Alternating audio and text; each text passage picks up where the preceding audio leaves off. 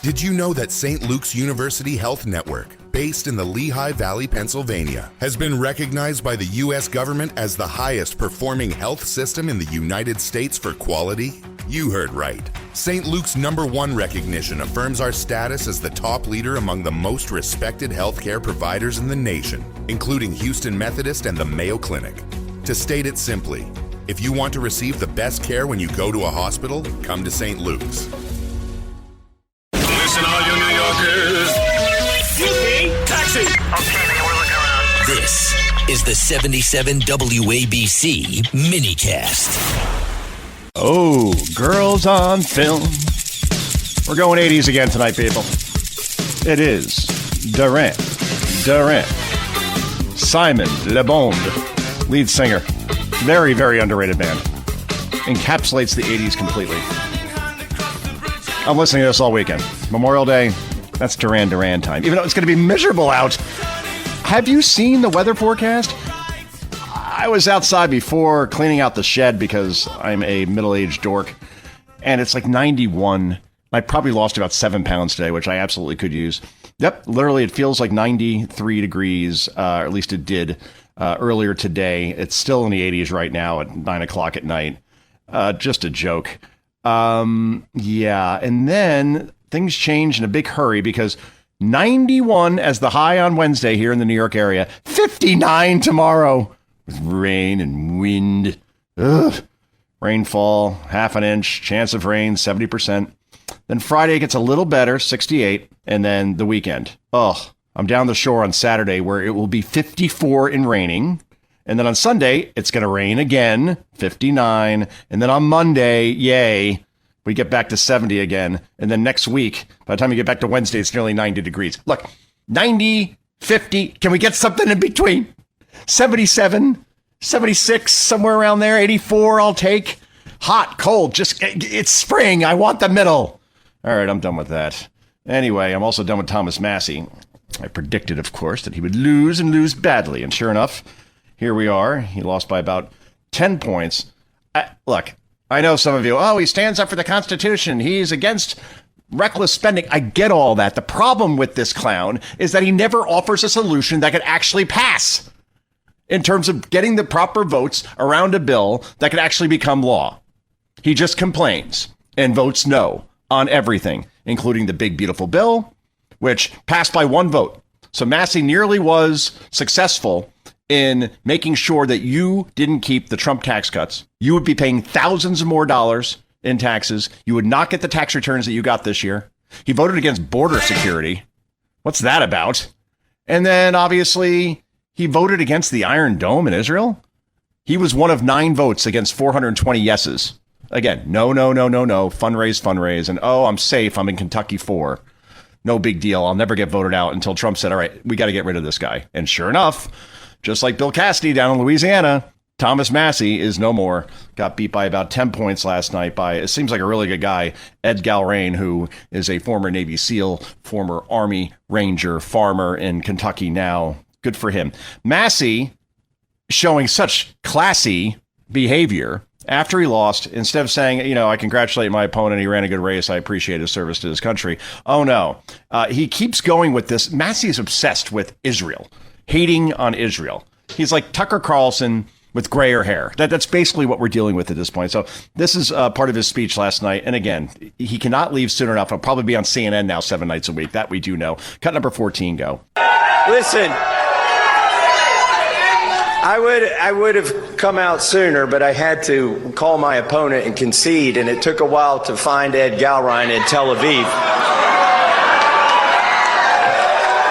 Oh, yeah. Again, and people cheer that. I couldn't find him in Tel Aviv. Yeah, I get it. Anti-Semite. Thomas Massie. Look, dude, here's the bottom line. You didn't even... I can't even get my head around the fact that Massie voted against the Iron Dome. And without the Iron Dome, without that defense system that we help fund, Israel would cease to exist. They would be under constant bombardment from Hezbollah, Hamas, the Houthis, the Iranians, everybody else that hates Israel, which is basically almost everybody except for us. And thousands would be killed.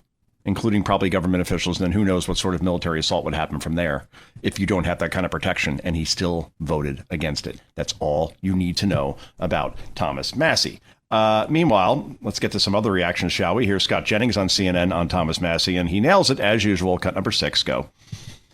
Thomas Massie tonight in his concession speech said something despicable, anti-Semitic, nasty, gutter politics right at the end. What a way to go out. He said, I would have called Ed Galain, but I had to find him in Tel Aviv. There was an undercurrent of anti-Semitism in this race. Yep. On the Massie side. There's been an undercurrent of it in his career, unfortunately, and it really came out in an ugly way tonight. And I think it needs to be stated, acknowledged, and condemned because it was pretty despicable. Now, meanwhile, Ari Fleischer over on Fox News also had this to say about former congressman. Well, actually, he'll still be in Congress until, obviously, the general election, which will be November. Then people got to get sworn in. So he'll be around to be a pain in the you-know-what for the next, 9 months or so. But in the meantime, here's my friend Ari on Fox News. Cut number 7, go. Yeah, what Tom Massie said when he came out to give his concession speech was he apologized it took him so long to get out. He was trying to reach Ed Galain on the phone, but Tel Aviv is a long-distance call. They couldn't find him in Tel Aviv. Thomas Massie is going to go out of office classless and clueless. Yep. To say something like that as if this is an Israel candidate. He's a Navy SEAL.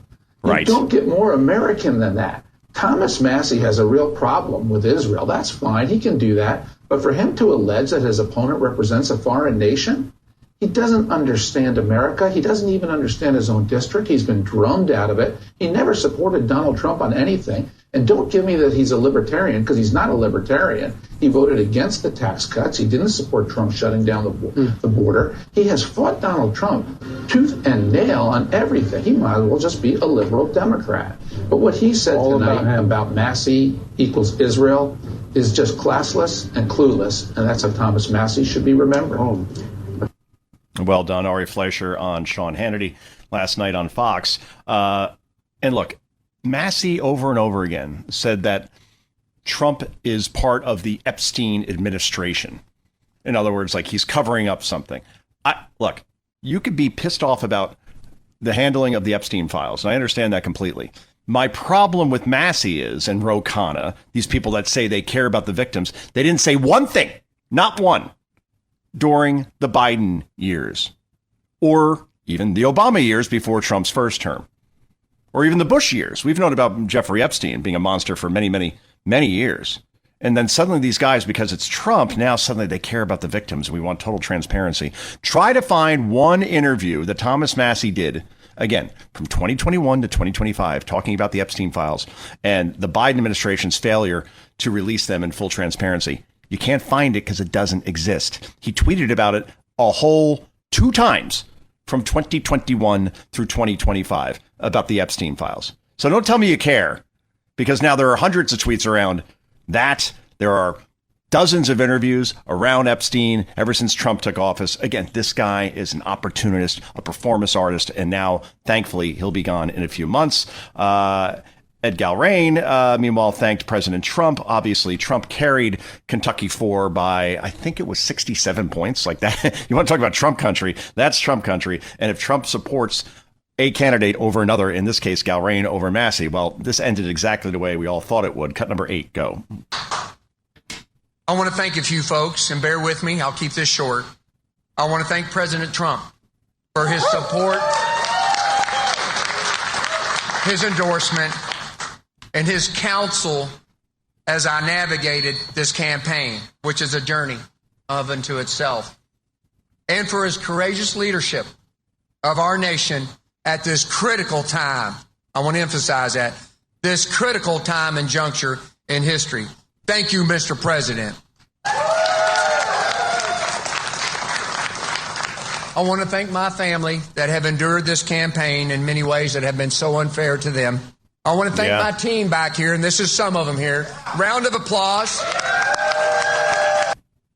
Yeah, when you're called an agent of Israel over and over again by Thomas Massie attacking a Navy SEAL and an Army Ranger like this, yeah, the family is going to have to go through hell just to get this congressional seat. Meanwhile, Hakeem Jeffries, who we play on here every night because he's that much of an idiot, cut number 9. Now he goes full Ivan Drago saying, we are going to break MAGA. This is cut number 9. Go. I guess part of how we as House Democrats view this moment, either MAGA extremists are going to break the country or we're going to break them. And our goal is to break them. We will defeat them. We have to beat them electorally, and then we have to break their spirit because of the extremism that's being unleashed on the American people. That's completely and totally unacceptable. Break their spirit. This is the same guy who's also said, we need maximized warfare against the GOP and against Trump. Again, 3 assassination attempts. This guy doesn't care. He is playing into the assassination culture that embraces people like Luigi Mangione, that embraces people that cheered on Charlie Kirk being murdered at Utah Valley University on September 10th.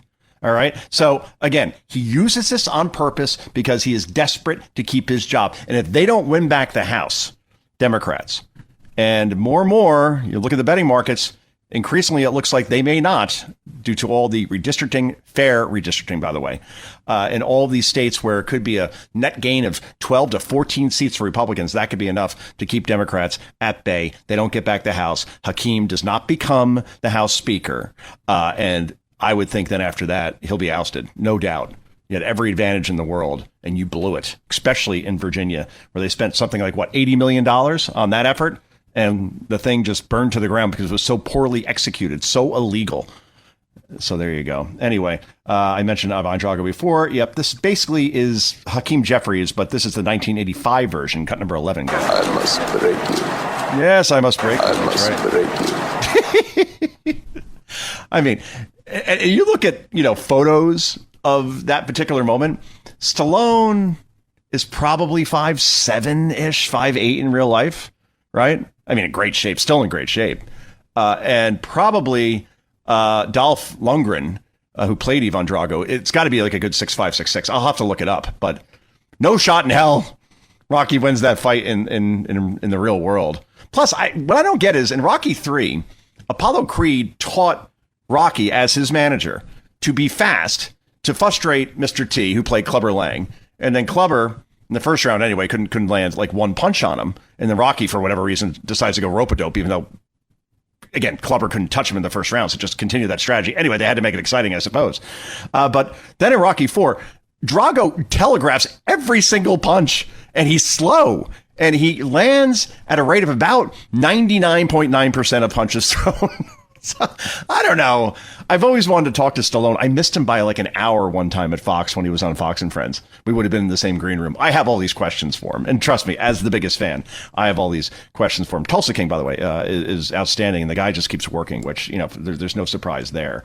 Meanwhile, one more Hakeem, and then Elias, if you could get me the garbage clip that we always play for Hakeem after he says something, that would be awesome. Here's cut number 10. He's now demanding that black student athletes at SEC schools, so that would be like LSU, Alabama, University of Georgia, let me think, Tennessee, what's that one in Nashville, Vandy, right? I could go down the list. Like all these states that are doing redistricting, he's saying to those student athletes who are there, probably many of them don't have the kind of money to afford $50,000, $60,000, $70,000 a year in college and have to depend on the scholarship. He's now saying you have to boycott in the name of protecting the Democratic Party. Yeah, this will work. Cut number 10, go. And it's an honor to stand with members of the Congressional Black Caucus, as well as former athletes committed to this cause in getting this egregious situation turned around. This is an unprecedented moment, featuring an unprecedented attack on black political representation, and therefore it requires an unprecedented response. We are here standing in solidarity with the NAACP and its call for athletes to boycott institutions within the SEC that belong to states that have unleashed these Jim Crow-like racially oppressive tactics. Which is unacceptable, unconscionable. We're good.